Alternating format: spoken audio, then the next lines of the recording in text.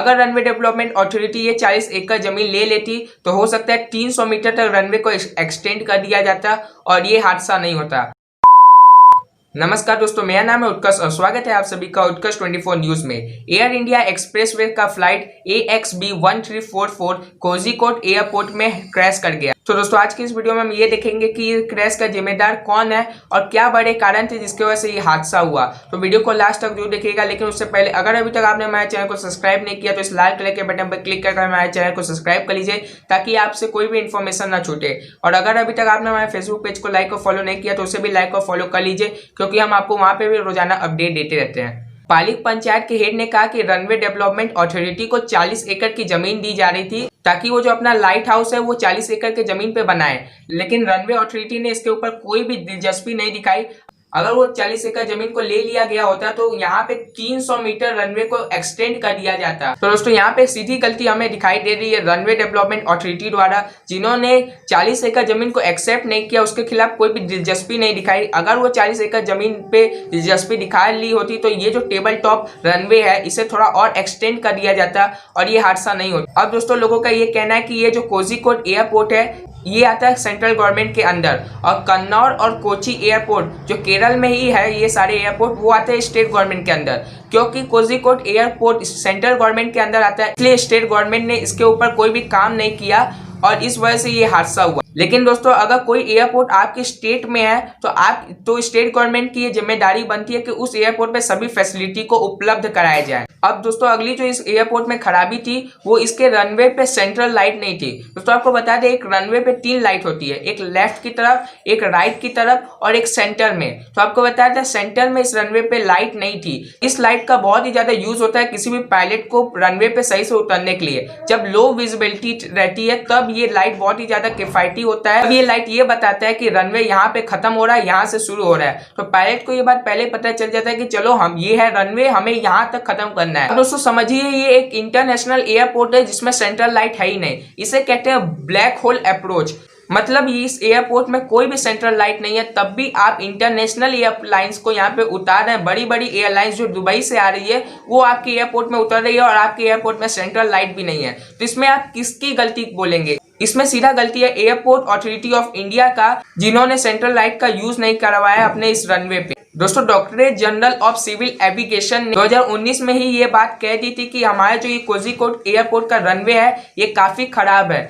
DGCA ने एक notice जारी की थी 2019 जुलाई में ही कि ये जो कोझिकोड का एयरपोर्ट है उसका रनवे में बहुत ही ज्यादा क्रैक्स हैं बड़े बड़े, जिसमें वाटर लॉगिंग हो सकता है, वाटर सैनिकेशन हो सकता है। मतलब बारिश के समय पानी उसमें उस क्रैक्स में फिलअप हो सकता है, जिसकी वजह से फ्रिक्शन कम हो सकता है और कोई भी फ्लाइट आसानी से स्लिप कर सकता है। और साथ में DGCA ने यह बात भी कहा था कि इस एयरपोर्ट में रबर डिपॉजिट होता है। अब रबर डिपॉजिट होने का ये मतलब है कि प्लेन जो है वो सही से उतर नहीं पाएगा रनवे पे, और जब उतरेगा तो फ्रिक्शन उसको नहीं मिलेगा। ये फ्रिक्शन अपोजिट फोर्स होता है जो प्लेन को रोकता है। जब वो फ्रिक्शन नहीं मिलेगा तो प्लेन रुकेगा नहीं, स्पीड में भागेगा।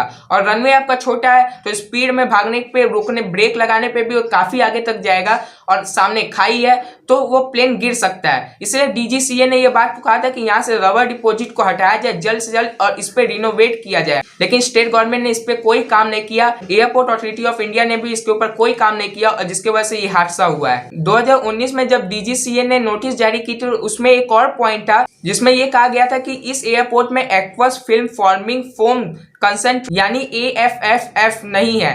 अब AFFF का यूज क्या होता है दोस्तों आपको बता दें, जब भी किसी प्लेन में आग लगती है तो ये केमिकल का यूज किया जाता है आग को बुझाने में। अब बाई चांस अगर इस प्लेन में आग लग जाती है, मतलब एयर इंडिया के AXB 1344 में अगर आग लग जाती तो और बड़ा हादसा हमें देखने को मिलता, क्योंकि इस एयरपोर्ट में सही मात्रा में AFFF मौजूद ही नहीं है जिससे हम आग बुझा सके। अब बोलिए कितनी बड़ी लापरवाही है। एक ऐसा एयरपोर्ट जहां पे 3.2 मिलियन पीपल हर साल बोर्डिंग करते हैं, 70 से 80 फ्लाइट हर दिन टेक ऑफ करती है, लेकिन उसके बावजूद इस एयरपोर्ट में AFFF का करेक्ट मात्रा नहीं था। रनवे पे रबर डिपॉजिट होता था, फिर क्रैक्स थे बड़े बड़े, सेंट्रल लाइट नहीं था। तब एक ना एक दिन तो हादसा होना ही था, क्योंकि आप तो लापरवाही भड़क ही रहे थे। आप भगवान के भरोसे छोड़ दिए सारे प्लेन को जो इस रनवे पे उतर रहा है। आपने कोई ना रनवे को एक्सटेंड किया है, ना वहां से रबर डिपॉजिट को हटाया है, वहां पे फ्रिक्शन लेस है, वहां पे रनवे पे कोई भी फ्लाइट रुक नहीं सकता, लेकिन इसके खिलाफ कोई भी कार्रवाई नहीं की गई और हमें इतना बड़ा हादसा देखने को मिला है। अब दोस्तों कई लोग ये भी कह रहे हैं कि एक बहुत ही बड़ी और एक गलती हो गई है जो हमारे एयर ट्रैफिक कंट्रोलर से हुई है।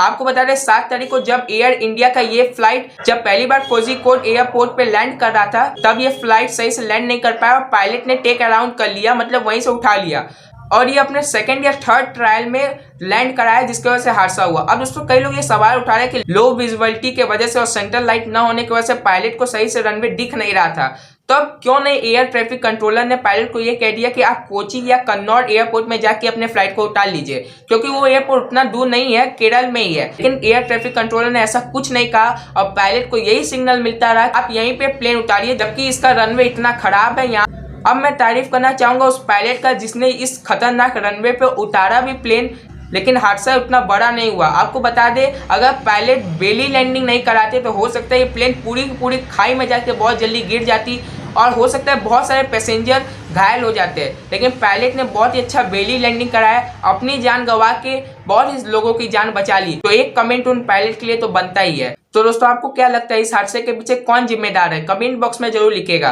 तो दोस्तों ये थी पूरी इन्फॉर्मेशन। अगर आपको वीडियो पसंद आए तो वीडियो को लाइक कीजिए, चैनल पे नए हैं तो चैनल को सब्सक्राइब कीजिए और इस वीडियो को ज्यादा से ज्यादा लोगों तक शेयर कीजिए ताकि ये इन्फॉर्मेशन सभी तक पहुंचे। दोस्तों अपना बहुमूल्य समय देने के लिए धन्यवाद। जय हिंद, जय भारत।